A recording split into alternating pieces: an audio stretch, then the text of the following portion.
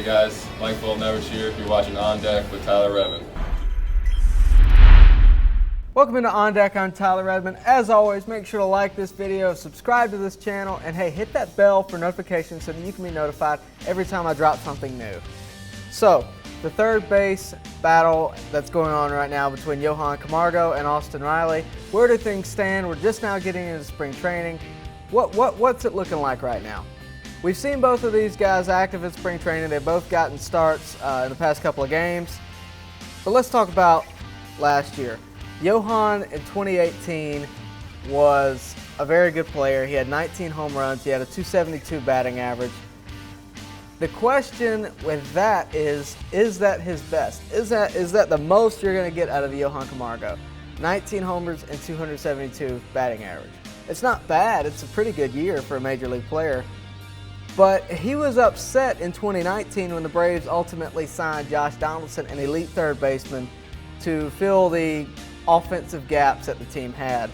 He felt like he earned it, and a lot of people agreed with him. A lot of people understood his attitude and shared his attitude. But also there was another crowd of people that really disliked the fact that the team's goal wasn't in mind for Johan Camargo. I'm not saying that's how I feel, but this is the two camps when it comes to Johan.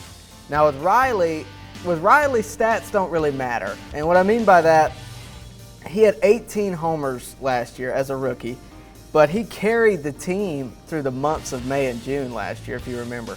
He had a rocket start as a rookie.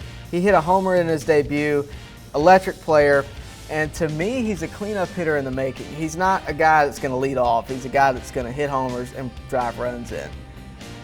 But can he hit off speed away? Can he be consistent enough to count on throughout an entire season? Or is he just going to have these sparks of good moments? So both of these guys have questions. Both of these guys have pluses. I guess you're all wondering who I think is going to be the third baseman of the future and the third baseman of this season. I'm banking on Austin Riley. And for those of you thinking that Johan is the guy, let me just say, I like Johan. Johan's done an interview with me. I really like the guy. I like the way he plays. He's a great all-around player. He can play great in the field. He's a pretty good hitter, too. The question that I have is 19 homers what you want out of your third baseman? Third base is not a middle infielder's position. You got to be a hitter to play third base. And I think Johan could start on a lot of teams, just not the Braves at the moment. And that speaks to how good the Braves actually are. You can go start for the Marlins. Johan would easily start for the Marlins, right now. But can he start for the Braves? I don't think so.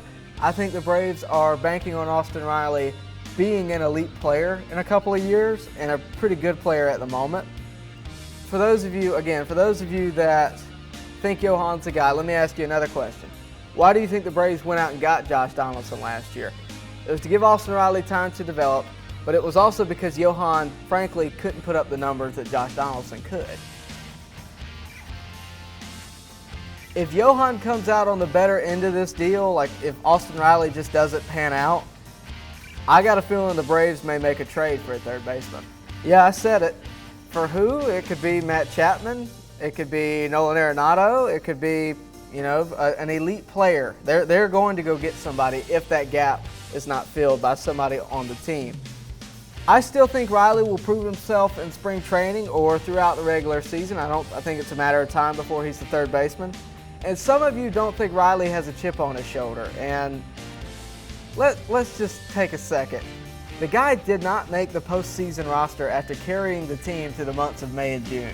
He was the biggest offensive producer through those months, but he didn't make the postseason roster. Now, I don't think he should have been on it. I understood why he wasn't on it, but his attention was got just like that. I agree completely that, one, he was lost at the plate at the end of last season. In the middle of last season, he was lost. But when you don't make the postseason roster, reality sets in and you start working. He has been working on hitting off-speed balls away since he didn't make the postseason roster. He was interviewed when he got to spring training, and he basically said that yes, he's been working on it, he feels great, and now that's yet to be seen. We haven't really seen much of him yet. I will say He made a great play at third base. For those of you wondering about his defense at third base, he made an outstanding play in a game. If you didn't watch it, you can go see the highlights. I believe it was against the Tigers. I'm banking on Riley. I think the Braves have been and continue to bank on Riley. I like this idea that it's always a competition. It's always, you got to prove yourself. I like that because if you don't have that, you're never going to grow. I think Johan has every chance to beat Riley for that spot. But those of you that think it's going to be a platoon, I would disagree with you. Here's why. In an interview during the game the other day, spring training, I hope you guys have been watching it because it's exciting to watch. Baseball's back. But anyway, Brian Snitker, the manager of the Braves, was interviewed in the dugout, and he was asked, of course, about this exact situation and what he thought about it. And the language he used was not, both of these guys are going to play.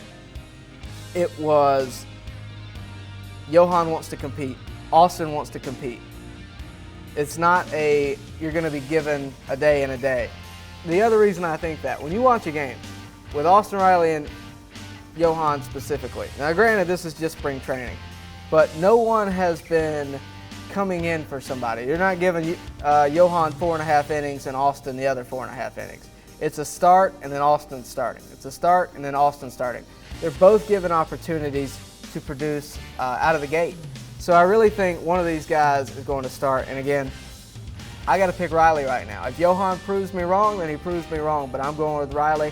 But hey, what do you think? Comment below. Tell me if you think Austin Riley's going to win that spot, if Johan's going to prove himself, or if it's going to be a platoon. I always want to hear from you. I'll always respond to you. So hit me up in the comment section and I will be there as soon as I can. Also, if you like this video, if you agree with me, that's great. But even if you didn't, if you like this video, like it, subscribe to this channel, and hit the bell for notifications. I'm always giving you new Braves content, and it's only going to continue and grow throughout spring training and the regular season, and inevitably the postseason, because we all know it's coming this year in 2020. So again, like it, subscribe, and hit the bell for notifications, and I'll see you next time on deck.